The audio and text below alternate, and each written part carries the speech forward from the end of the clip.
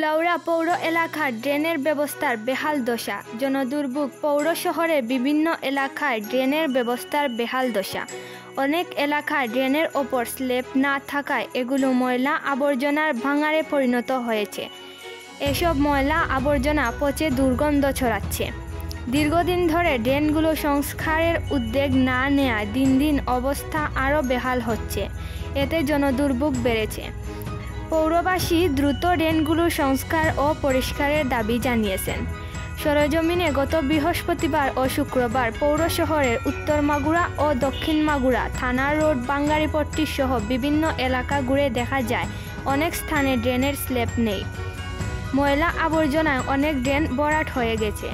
ড্রেনের ময়লা আবর্জনা ফেলা ড্রেনগুলো দিয়ে পানি নিষ্কাশন বাধাগ্রস্ত হচ্ছে। অনেক স্থানে ড্রেনগুলো ভাঙাড়ে পরিণত হয়েছে। এর থেকে ছড়িয়ে পড়েছে দুর্গন্ধ। এগুলো আবার মশা মাছির নিরাপদ আশ্রয়স্থলে পরিণত হয়েছে। ভুক্তভোগী নাগরিকদের অভিযোগ, বিভিন্ন এলাকায় ড্রেনের ব্যবস্থার বেহাল অবস্থা থাকলেও তা পর্যাপ্ত সংস্কার কাজ হচ্ছে না। আবার কোনো এলাকায় পর্যাপ্ত ড্রেনের ব্যবস্থাও নেই। অনেক এলাকায় সামান্য বৃষ্টি হলেই ড্রেন উপচে পানি সড়কে উঠে। এছাড়া ময়লা আবর্জনা জমে থাকা ড্রেন প্রতিনিয়ত ছড়াচ্ছে দুর্গন্ধ। অনেক ড্রেনের ঢাকনা নেই, যার কারণে অনেকেই ড্রেনে ময়লা আবর্জনা ফেলছেন। এগুলো দ্রুত সমাধান করা দরকার। পৌর কর্তৃপক্ষের কাছে সবগুলো ড্রেনের ওপর ঢাকনা দেওয়ার দাবিও জানান এলাকাবাসী। ড্রেনের মধ্যে অনেকে ময়লা আবর্জনা ফেলে দেয়, এগুলো পচে দুর্গন্ধ ছড়ায়। এছাড়া অনেক জায়গায় ডাস্টবিনও নেই।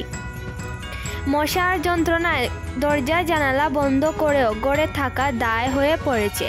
এছাড়া ড্রেনগুলোর ময়লার ভাঙাড়ে পরিণত হয়েছে। এর দুর্গন্ধে আমরা অতিষ্ঠ। জনভোগান্তি লাঘবে পৌর কর্তৃপক্ষ দ্রুত উদ্যোগ নেবে, এটাই আমাদের প্রত্যাশা। চৌধুরী মার্কেটের ব্যবসায়ী মনির আহমদ বলেন, শহরের বেশিরভাগ ড্রেনের ওপর ঢাকনা নেই। অসচেতন মানুষ ড্রেনের মধ্যে ময়লা আবর্জনা ফেলে, এগুলো পচে দুর্গন্ধ ছড়ায়।